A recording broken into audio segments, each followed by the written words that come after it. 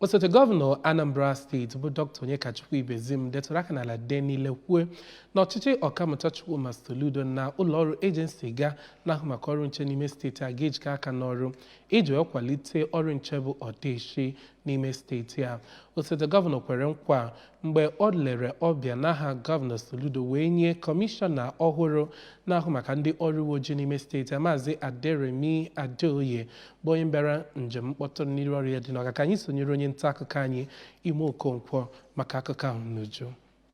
Aka na-achị steeti a bụ Dr. Ibezim onye kọwara nchekwa ndụ na akụnụba nke ndị nọ na steeti a dịka ihe na-echu ọchịchị Ọkammụta Chukwuma Soludo ụla oge ọbụla kwupụtara na ezi mmekọrịta dị n'etiti gọọmenti steeti a na ndị uwe ojii ya nakwazi ndị ọrụ nchekwa ndị ọzọ nọ na steeti a ga-aga n'iru maka ọdịmma ndị Anambra iji wee hụ na ndị mmadụ na-agagharị na-alụ ọrụ ha otu ha si wee chọọ dịka iwu si wee kwado na-enweghị ihicha aka mgbe ọbụla. Dr. Ibezim onye kọwara ya bụ onye isi ndị uwe ojii ewetara ọhụụ na steeti a bụ Maazị Adeoye dịka onye kwesịrị ya bụ ọnọdụ enyere ya na steeti a kwupụtara olileanya o nwere na ihe gbasara nchekwa ndụ na akụnụba na steeti a ga-abụ nnọọ nke ga-agbagote n'ogogo dị elu na ọchịchị ya bụ Maazị Adeoye dịka onye isi ndị uwe ojii na steeti a. N'okwu ya na mbụ ya bụ onye emere onye isi uwe ojii ọhụụ na Anambra steeti bụ Maazị Adeoye kwupụtara na ọ bịa na steeti a ịrụrụ ndị Anambra ọrụ karịa ka ha si wee tụọ anya n'aka ya ebe o kwuru na ọ ga-agbanyesi ike imemi na mpụ na omekome dị na steeti a ma hụ na ndị Anambra nwere onwe ha ịga ebe ha chọrọ ịga ma rụkwa ọrụ ha dịka iwu si wee kwado ma kwukwezie na ndị uwe ojii nọ na steeti a ga-abụzi nnọọ ndị ga na-alụ naanị ọrụ ezi ha na-atụkwasịghị